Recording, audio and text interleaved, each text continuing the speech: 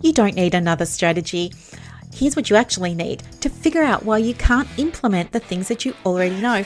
I'm Dr. Brooklyn Storm, former psychologist, now business coach, and I help women just like us to build profitable private practices, usually in under 12 months. Being neurodivergent means I see the patterns that other coaches miss, but it also means I'm a truth teller, so I'm not interested in giving you any business advice that sounds good or might be trending, but doesn't actually work for us. Welcome to the Practice Momentum podcast, where we're going to get your private practice sorted out. Thanks so much for being here, and let's get on with the next episode. You know, it always happens, doesn't it? Everything's been super duper quiet, and now it is exactly 4:57 on Wednesday, the 1st of April, as I'm sitting down to record this, and the neighbour's dog starts to bark. My little fur baby's got up and starts shaking and, wanting a lot of attention. And the neighbours are having a fight up the back, and the neighbours on the other side are playing doof doof music. So this probably isn't the right time, but I just really wanted to get an episode out today because something very exciting has happened. And of course I want to share it with you, but more on that in a moment. Today, what I want to do is just have a go at, and you're my guinea pig right now because I haven't seen this. I'm kind of doing it. If you've ever had a website wellness check with me, you know how it's like me reacting to things in the moment. It's kind of what's happening here. So I've made myself something. I've daren't looked at it. And I'm just going to try and work with it as we're on the podcast. So I know it's all sounding very cryptic, isn't it? So I'm just going to dive right in. Okay, we're going to talk about, wait for it, I know you're either going to love it or hate it, but hear me out because I think this is going to be super duper useful. We're going to talk about AI in private practice. I told you, don't hate me. AI, I am totally obsessed because there are so many ways that we can use it. And also there's been so much happening lately, and oh my gosh, I'm not going to tell you about all of that. Don't worry. We're going to talk about some other things, but this is the general idea of the episode today. I want to talk with you about what I think would be super duper helpful for you to know, because while I'm over here, I've done a couple of courses now in AI. I'm a certified AI coach. I'm making AI things all the time, and I really love to surprise and delight my clients who aren't expecting them, and just go boop, boop, boop, boop, boop, and send them something very special that I've made, and they love it usually, or they're confused by it, but usually they love it, and it's so good, and I want to give you that so good feeling as well.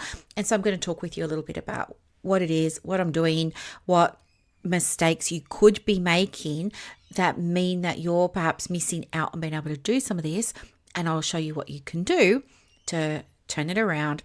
And it's all going to be, don't worry, I've got you ethically compliant, Psych Board of Australia compliant, Australian Privacy Principles compliant, ethics compliant, all of the things. Don't worry, we've got it. So yeah, for a while now, I've been wanting to record this episode for you. I feel like it's been a very long time, but in doing some research lately for something else, did you know ChatGPT, it was 2022 that it came out?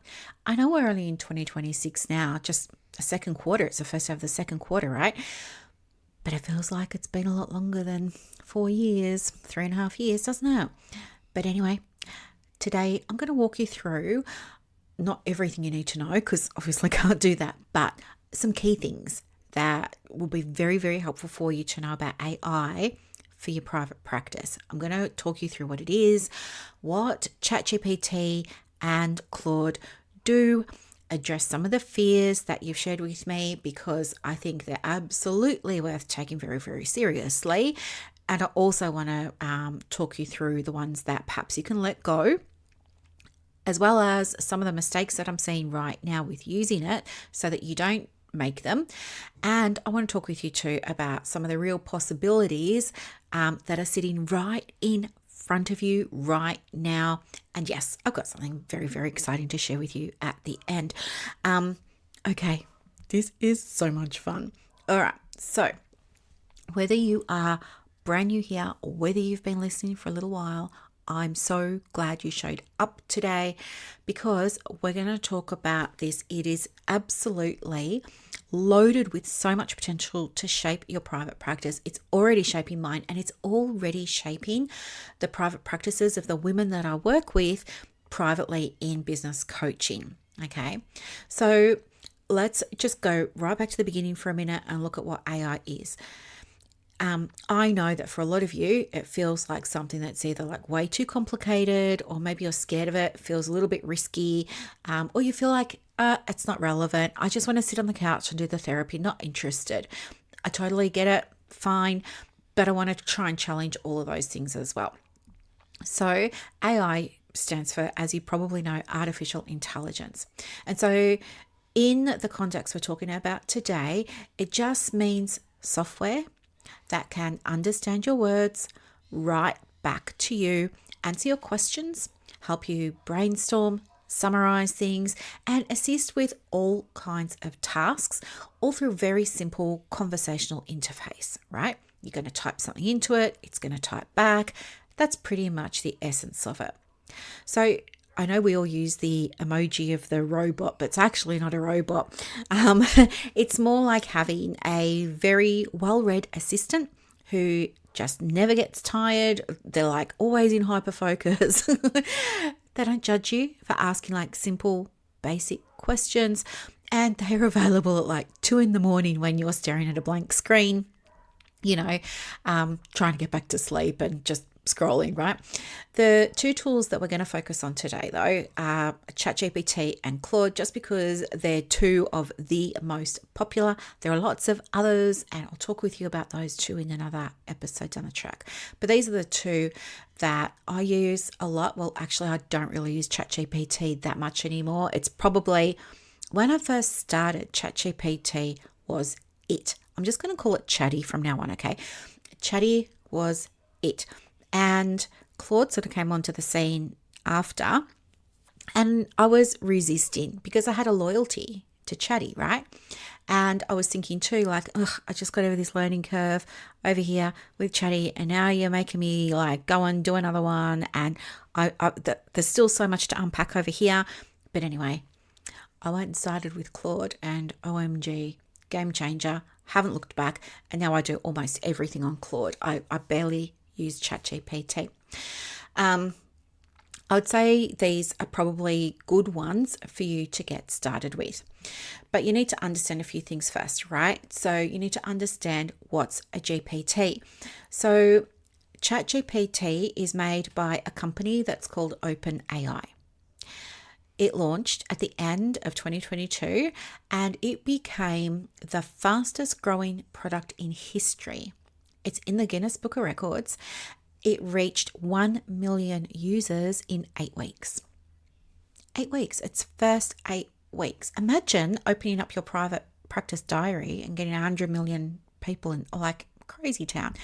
This is not an accident. Of course, it happened because for the very first time, it meant that a lot of, people just like you and I experience that interacting with the interface, interacting with the platform, with the app, however you were using it, in a way, kind of felt like you were talking to a real person. It was interactive. You can use ChatGPT free, or you could use it with a paid plan like I do. I just use the lowest paid plan. I think it's $20 or $30 a month, and it gives you access to a lot more features and of course more current information. Now this is very, very important to understand, and again, it's a topic for another conversation, but I think one of the mistakes I made when I was first using AI was, for some reason, I don't even know where it came from, I just assumed it knew everything better than me, and I just thought it was like the oracle. I thought it was like the god of the internet, and it just knew everything, and it was omnipotent, and and I trusted it, right? I trusted it, and he let me down. But it wasn't his fault. It was my fault. It was all on me. The quality of the information you get varies according to a bunch of things. But with ChatGPT, one of the predictors is whether or not you pay. And you wouldn't know that unless you knew it, right? But in plain terms, ChatGPT can do things like it can write for you. And I know lots of you use it to write your posts for your social media or your emails and things like that. But it's also really good for things like brainstorming ideas with you, summarizing long documents, answering questions that you might be contemplating, existential or private practice related, drafting some of your emails, making some copy for different things that you might be working on, like your flyer for your marketing, explaining complex concepts to you in simple language, and lots more. So think of ChatGPT as a capable writing and thinking partner who is on call whenever you need, right? So for us in private practice, the applications of ChatGPT are actually vast. And I'm going to get to the specifics shortly because I want you to be inspired to go and create something. But let me tell you about Claude now, because you may have heard of Claude or been thinking about using it, not quite sure. But Claude is made by a different company. It's made by a company called Anthropic, and it is the other tool that I reach for daily. Like I probably spend, I'm not even joking, probably about 8 hours a day with Claude. I'm using it for all kinds of things. Anthropic built Claude with a really, really, really strong focus on safety and careful reasoning and honesty. Do you know why? Because there was so much pushback about somebody else, the one that I just spoke about, wink, wink, but we don't say the names. This podcast is my opinion only, all the things, because that other platform was getting a bit of a reputation for not being safe, for not having careful reasoning, and for not always being entirely true, which I think is very, very interesting, given that we work in a field that holds those same values at its core, right? Safety, careful thought and consideration, reasoning, and of course, honesty. So when I'm talking about the safety, what I mean there is simple things like with how your information's used. Anytime you go into ChatGPT and you're playing around in there, it is absorbing everything that you're putting in, the good, the bad, and the ugly. In fact, if you were part of, if you used the prompt that ChatGPT put out last year at Christmas time, you would have found out if you were in the naughty or the nice pile. I was one of the very lucky ones that got in the nice pile. Very proud of myself over here, because not many were considered nice. The naughty and the nice was ChatGPT saying, okay, these people over here are being innovative, they're using it all the time, they're trying different things, it's stretching the capabilities of the model, all of this type of stuff. And then the naughty people were doing all kinds of other things. Not bad, but just using it differently. So anyway, that was just a fun little side quest that I took you on there. But it was leading me to share with you that it is absorbing everything all the time that you're putting in, and then it just goes and uses it and shares it with people who you don't know. And part of the sharing and the usage is to do things like improve via, the training model and things like that. So, it raised some concerns, understandably, for many, many, many, many people. But for some reason, OpenAI or Chatty, they were just like, we've still got like hundreds of millions of people using it. Can't be that big of a problem. But Claude saw an opportunity and said, okay, we're going to address this. And they kind of did. They did things a little bit differently. For example, all AI platforms at the moment made in America. Claude, Chat, the others, all coming out of America for some reason. But it was Claude that said, we're going to make sure that we've got embedded safety and ethics, you know, in accordance with the Constitution. So it was like constitutional ethics and safety embedded into the platform. Now, what does that mean for us? Well, it means that it doesn't, look, it used to default to not share your information for training and upgrades and all of the things. But I think now, like when I was just doing a bit of research a minute ago, it looks like it does default to sharing your information on a free plan. But if you're on a paid plan, it defaults to not sharing. So anywho, good for you to know, right? But the thing that I really love about Claude is that it is really particularly strong at what's called long form content. So that's something that is a few paragraphs, right? Really, really good at that. It's very, very good at complex instructions, super good at, you know, detail, very good at writing in a specific tone or a specific voice. So whenever I need something to genuinely sound like me, or when I need careful thinking that's applied to a problem that for me feels super complicated, or when I'm working on something that's really substantial, like a program framework for practice momentum or a training module or something like that, Claude is where I go to, not ChatGPT. Both Chatty and Claude are what are called large language models, LLM, okay? And that phrase sounds complicated, but it just means that they've been trained on enormous amounts of text, okay? So that they can produce writing that is useful, makes sense, like it's coherent, it's grammatically correct, all those kinds of things. And it's also relevant, usually, to what you ask them. They draw on everything they have learned to help you with whatever it is you're asking them for support around. So that's really kind of, in a nutshell, the very, very basics, all right? So they're conversational AI tools, really good for writing, brainstorming, summarizing, assisting with virtually any business task that you can describe with words, okay? You don't need to have a technical background to use them. You just need to know what you want. And it's understandable that there are fears around using AI in private practice. So let's talk about what I'm hearing from you guys, counsellors, psychologists, and social workers about it, because the fears are real, and they deserve, a really good answer. I'm going to try and give you a really good answer. Let's see how I go. But the number one fear is really around confidentiality. And so I want to be super direct with you here. Never, ever, ever put client information into an AI tool. I know some of you are rolling your eyes going, well, of course you wouldn't.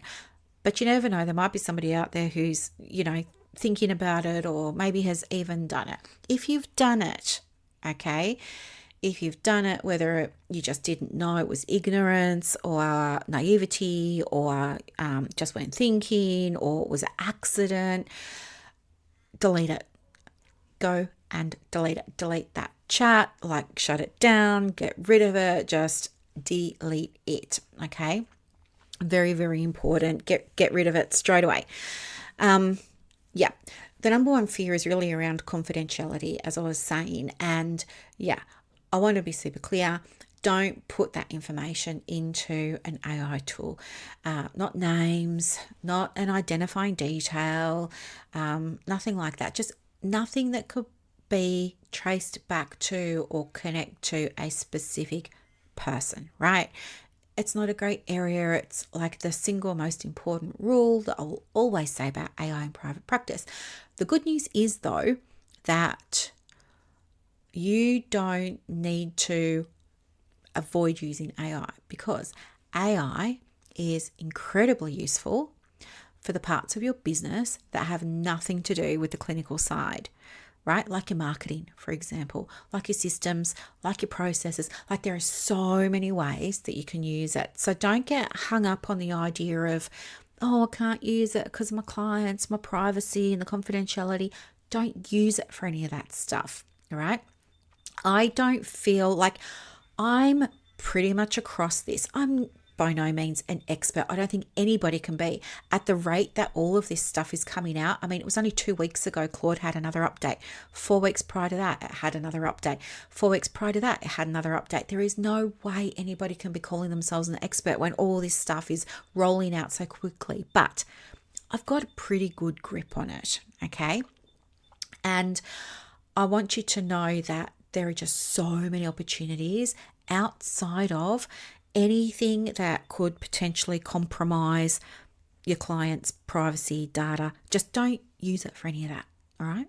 We'll use it for other things. Okay. The second fear is, circulating at the moment that AI might replace us. I think it's baloney. I understand why it feels like scary and why it can feel uncomfortable and everything. Hear me when I say it is not, it cannot, it will not replace you. All right. The therapeutic relationship that you have with your client depends on human connection. It depends on clinical judgment. It depends on attunement, right? On presence. Those things cannot be replicated. Well, I guess they could be, but they're not replaceable. I mean, they're irreplaceable. What AI can do is like try and mimic, but it's never going to be the same, right?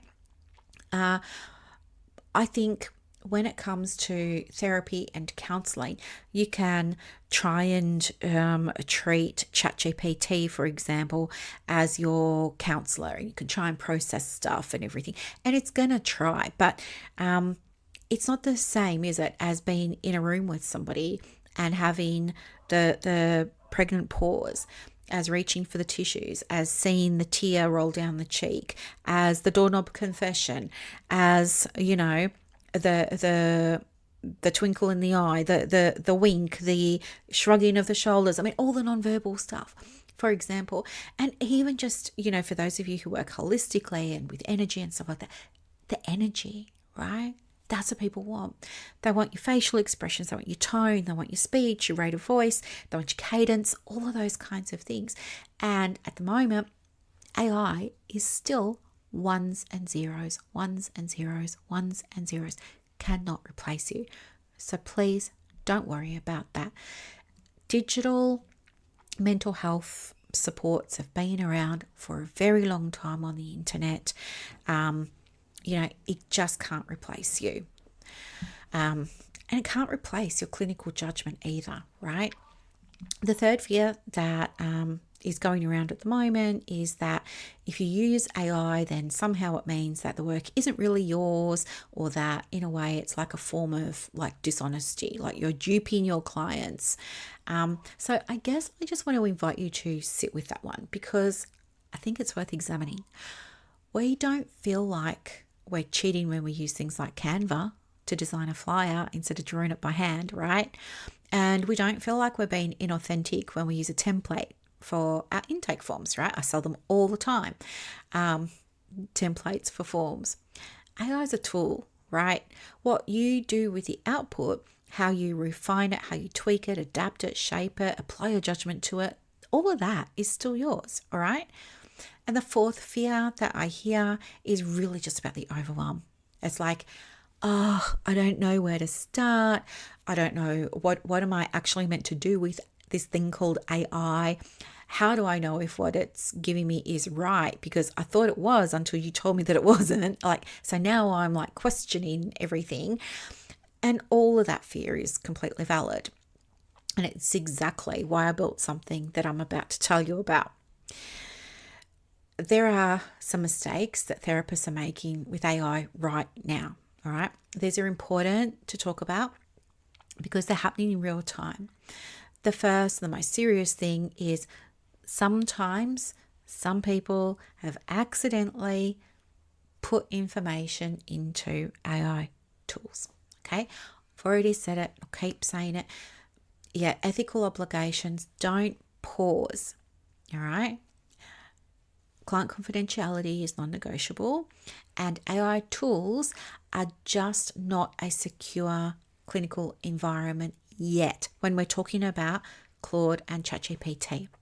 There are other tools that you can use that are AI based in your private practice for the client facing stuff. Those tools are like Heidi Health. So it's AI, it's going to record everything you say, compile the notes, put the notes into your practice management software. Another one is Novo Psych and Novo Note. So they will record everything. And I would just say, if you're wanting to use AI for the clinical stuff, go with what's been recommended in the industry for that, okay? The second mistake is, I guess, using AI sometimes without reading it properly. So AI can get things wrong. It says that at the bottom of every AI tool, it says AI gets things wrong, can make mistakes. You should always check your work. It's very, very important. Now, a great example of this was, I think it's pronounced Deloitte, and they had put together this document as part of a great big, multi-million dollar settlement. They were going to court with it and all of this. And anyway, it turned out that a bunch of references in the back of their document and citations throughout the legal briefing were totally made up. Totally made up. How embarrassing. Took it to court, got busted, getting ChatGPT to write the brief. I mean, imagine being the client, right? Imagine being the client and finding out you've paid your lawyers all this money and they just run it through ChatGPT, didn't check. So very, very important. There are lots of examples like that, by the way, but it's always important to check. A really simple way of doing this is just to, like, if it is for something important like that, number one, don't use AI for it. Use your university catalogue or something like that. When I was at uni, it was Ovid. I don't know if it sounds like COVID, doesn't it? I'm not sure if it's still used or not. It's been 11 years now since I finished my PhD, but no, it's more than 11 years. That was 2007, so a little bit longer. But yeah, what was I going to say? Yeah, so just ask it, like, are you giving me the correct output? Can you verify this? Is it verifiable? And then actually copy and paste it into Google and check that the citation exists. All right. The same thing happened to me when I was cross-checking stuff.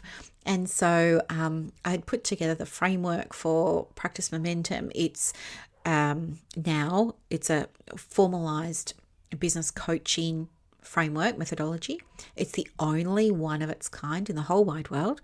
And when I was putting it together, because it's been submitted for publication to some journals and stuff like that, when I was putting it together myself, I was, of course, researching. I needed to know references because it's built on evidence from other modalities and things like that. And so, yeah, when I was going to do my own cross-checking, I also found that some of the citations were wrong for me too. So I ended up deleting them all and then going and doing my research properly. So trust it for some things. I wouldn't be trusting it for like serious things. I think you've still got to do your own stuff until it gets a little bit better. The other thing too is it has lag. So like today is the 1st of April. If I went in and I asked it, I don't know, let's say I use GoDaddy, right? Let's say I was working on my website with GoDaddy and I wanted to get some insight on how to do something, and it's telling me, oh, do this or do that. Well, it's only got current data, current in air quotes, up until like about 6 months ago. So there's a whole 6 months of recent history you don't get access to, unless you're like specifically feeding it and telling it where to look and stuff like that. If it just goes off on its own and tries to find it, it tells you, like, I've only got access to information, unless you tell me, up until 6 months ago. So yeah, the other thing that I see happen in terms of mistakes is prompting. So anytime you go into Chat or Claude and you ask it a question, that's called a prompt. So you might say something like, please help me write a post for LinkedIn about gratitude. And you're going to get some output. That output is going to be like pretty generic and you're going to get pretty disappointed with the results, but there's going to be part of your brain that's like, AI did it, so it must be right. And you're probably maybe going to copy and paste it and throw it onto your LinkedIn profile. I mean, you might do a little bit of editing, but pretty much it's going to be like 80 or 90% AI, and you're going to put it up. Now, the problem with that is it's going to end up sounding like every other social media post that was written by ChatGPT on the internet. And the reason that I know this is because I do website audits every single week. I probably do 3 of them, and I see very quickly, this is AI, that's AI, that's AI, that's AI. I can see the patterns because I'm in it all the time. But also there are some very obvious telltale signs. But because you might be working on your website, it's the only thing that's in your mind. Maybe it's the only website you've seen or looked at. For me, because I'm looking at so many of them, I see meta patterns. And by that, I mean I see the same phrases turning up as messages on the home pages of like hundreds of websites. I wish, I've said it before, right? But I wish I had $1 for every time I'd seen the phrases chaos to clarity, chaos to calm, walk alongside you on your healing journey through your life transitions. Yeah. Or the words quietly, whispers, gentle whispers, soul quietly, steady. They're not words used in the way that we would use them in everyday language. I mean, have you ever said, whispering depression? Because I certainly haven't. We don't even use the word steady in the way that AI uses it, but here it is, website after website. And the thing is, when I go and tell the therapist, hey, I can tell this is AI and it's a problem and here's why, and it's impacting your reach and this is part of why you're not getting the visibility and things like that. Some people are so grateful to hear it because they didn't know, but other people fight me on it and they're like, well, fine, I hear you, but I'm not changing it. And it's because, I don't know, I think they just trust that AI knows better than a human, and that's actually not the case. And it's really so sad because they're the ones that are really, really struggling to get inquiries. They're the ones that are saying, oh, I'm doing all of this work and I'm not getting any inquiries. They've got all this AI on their website, they've got all this AI on their social media posts.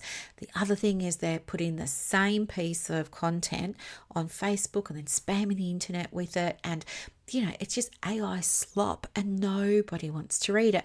But they're getting frustrated because they're working hard. They feel like they're implementing, they feel like they're doing lots and lots of things.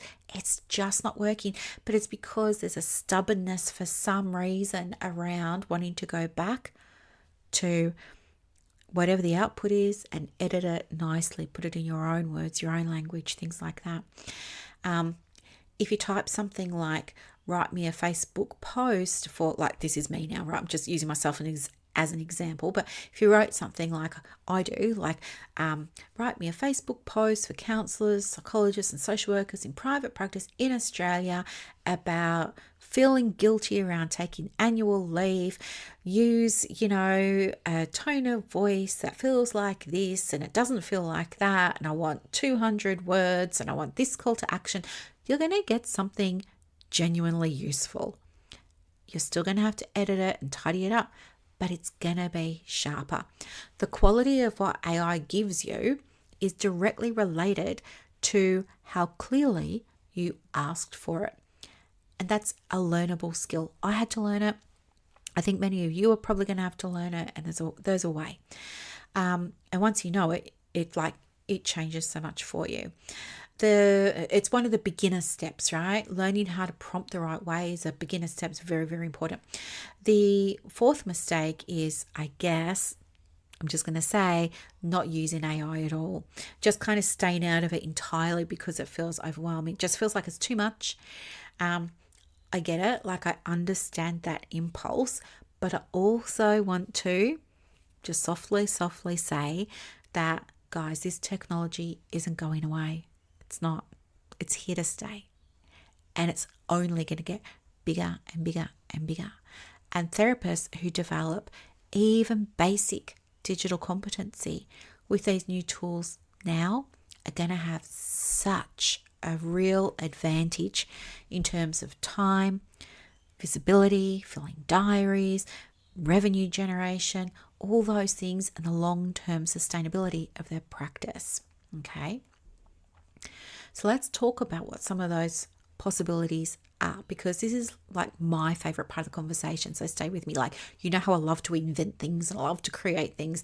But I mean, just imagine sitting down on a Sunday afternoon and you've got like a week's worth of social media content all written out. It's all drafted and it's ready to schedule, and it was all done in under 1 hour. Imagine that. I know. Imagine having an email newsletter that sounds like you, but you didn't write it, and it's all scheduled, ready to go out on Monday morning without the 45 minutes of staring at a blank screen and wondering what you're going to write about and drafting and editing and drafting and editing. No, done. Imagine having a copy for your flyer, for example, that speaks directly to your ideal client, and you didn't have to pay a copywriter thousands of dollars to do it. AI can help you do all kinds of things, right?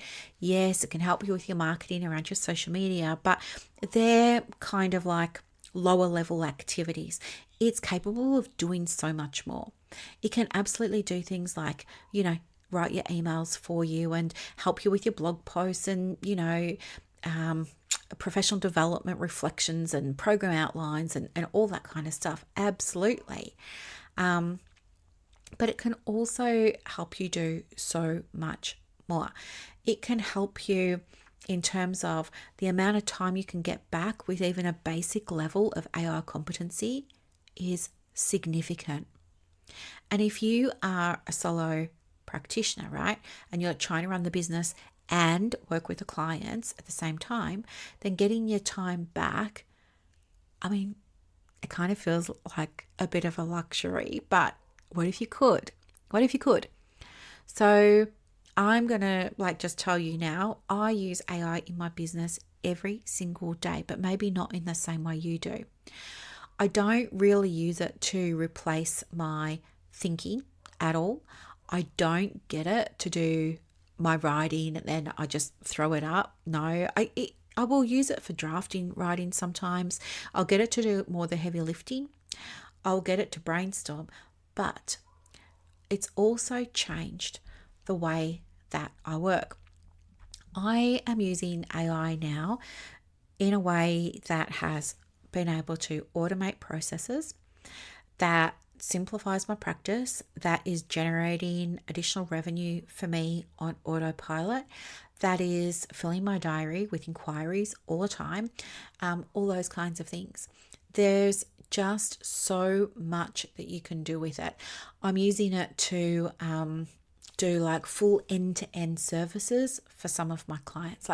I made an AI product for one of my clients for her private practice, and since she's been using it, she's increased her bookings by nearly 22%, and it's only been 3 weeks. I mean, yeah, that's what I'm saying. If you're just using it to write the Facebook post, that's great and it's a start, but there's so much more. It's a whole world, and once you start to see what you can do with it, everything starts to shift. Did you know that you can pair your phone with your computer and you can give AI instructions on what you want it to do? You might say to it, I've got a Zoom meeting at 3 p.m. this afternoon. I'm just out getting coffee now. Can you please pull together some talking points for me and have them ready by the time I get back? And then when you come back to your office, there's a document on your computer and it's got your talking points. I mean, pretty cool, right? It's so much fun. Yeah. I'm just trying to think if there's anything else that I want to say. I just want to say that it's totally changed the way I work, and I believe that it can do the same for you. My advice is don't use it for your client stuff. I would say start with nothing to do with clients while you're building your muscle. Okay. You have to go and learn how to use it, of course, but I can help you with that because this is the thing. I love it so much, and my clients love it so much in Practice Momentum, the resources that I've been making for them. And get this, I've been teaching them how to make resources as well, and they've been off making them. And yeah, it's so much fun, and they're having so much fun with it. And then I thought to myself, maybe I should be teaching this. So I have started a space for us. I've just called it the Private Practice Resource Hub, whatever. We can change the name whenever. It's all very casual. You know me. It's casual. It's very much come as you are. And it's for all of us who are, perhaps not so tech savvy, maybe a little bit nervous, don't have all of the skills. But it's a space where I can do a couple of things for you. I can give you tools that I made using AI. When you look at them, you will never know that they were made by AI or that was my medium, and you probably don't care. You probably just want the tool, right? It's kind of like going and getting therapy, isn't it? So many people don't usually ask about our approach. They just want to know, can you help me sleep better at night? Can you help me stop fighting with my teenage daughter? Like all those kinds of things. But you can have that. I give you some tools, and these tools are next level. You're going to be like, whoa, this is pretty cool. You can have those. And if you want to learn how to use AI in your business, or maybe you just want to start not using it on the business for now, maybe you just want to start having a play safely and get used to it and have some support around it, absolutely, I will help you with that too. I love to teach. I love to share my knowledge. I want to see what you guys create. I want to see what's possible for you. I want to be inspired by you. I want you to be inspired by me.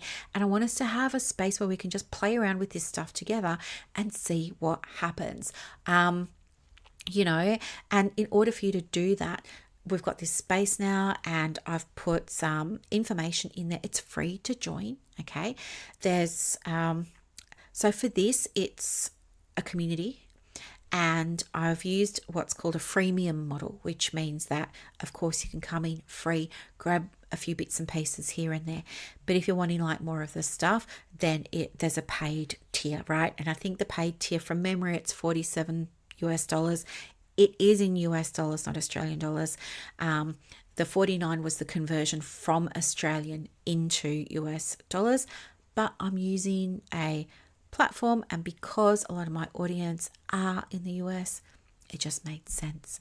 So anyway, you've got that option as well. What have I got there for you? Yeah, there's ready to use tools that you can get, some free, some paid. You can build your knowledge, have a play, have a practice. There's no jargon. No, not doing anything that's overwhelming. I'm putting everything super simple.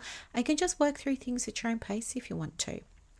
So I spent a little bit of time putting it together, and I'm going to tell you exactly what it is because I think it's really going to solve a problem for you. It's, as I said, that space where we can go and explore all those kinds of things. And what I love most about it is that it's going to meet you where you are. So if you're completely new to AI and you're a little bit nervous, you're hesitating, you're like, I don't even know if I'm ready to put my big toe in the water yet, Brooklyn, that's okay. I've got you. But if you're somebody who is a little bit further along on the journey and you want to learn a little bit more, maybe you want to start creating some things or learning new applications and what it can do for you and your practice, give you your life back, make you some money, all those kinds of, keep your diary full, all those kinds of things, then of course I'm happy to teach you that as well. All right. So yeah, that's a little bit about AI and private practice, and it's all very exciting. So I'm going to put the link to the hub in the show notes for anybody who's interested. You can come along, you can cancel anytime, all of those things, and yeah, you can be as active or not, get what you want. But let me just say, I legit opened it like midnight last night. So it's brand new and it's early days is what I'm saying. Like, don't expect to go in there and be bombarded and overwhelmed with all stuff, because it's not. There's enough to get you started, and I'm adding to it as we go, which if you've been in my world for a little while, you know that's how I roll. I always start small and then we add as we go. So yeah, that's it. I'm so excited for this because, you know, there was some data that I was reading. I think it was Forbes had it. It was saying it's like less than 1% of therapists are using it in their private practice worldwide. So either there's a bucket load of therapists and not many of us are using it, or it could go the other way too.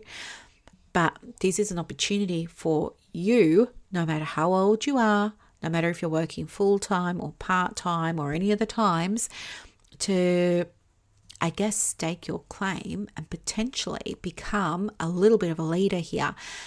In order to do that, I mean, think of how it could change your supervision. If you're a supervisor, what do you think is going to happen over the next few years? Your supervisees are going to be coming in with AI-related problems. Now, you can either ignore all the AI stuff and hope it goes away, and maybe you're the supervisor who's known for being anti-AI and you're just not into it, and that's how you attract your people, which is totally fine. You can have that niche. But I would say most supervisors are probably going to have to be supporting their supervisees in terms of navigating the AI waters. And wouldn't it be good for you to be able to learn about it all now so that you could establish yourself as a supervisor who had some knowledge in this space, you know? Aside from that, like, that's just one example. There are so many ways. But anyway, that's the episode for today. I just wanted to share this is what's been happening in my world. Thank you so much for being part of it. And yeah, if you want to come and learn, feel free. And I will look forward to seeing you in that community. It's on School. I'll put the link in the show notes, but it's just called the Private Practice Resource Hub. Bye for now. And thank you so much for listening to another episode. Bye, guys. And that's a wrap for this episode of the Private Practice Podcast. So as you reflect on today's insights, imagine creating real success in your private practice without going down rabbit holes or exhausting yourself with business activities that don't move the needle. With Practice Momentum, you have push of a button help available on demand. It's like having an expert in your pocket ready to guide you whenever you need it. Visit brooklynstorm.com to discover how Practice Momentum can transform your approach to building a thriving practice. I'm Dr. Brooklyn Storm, and I'll see you next time as we continue exploring the mind, business, and spirit of private practice success.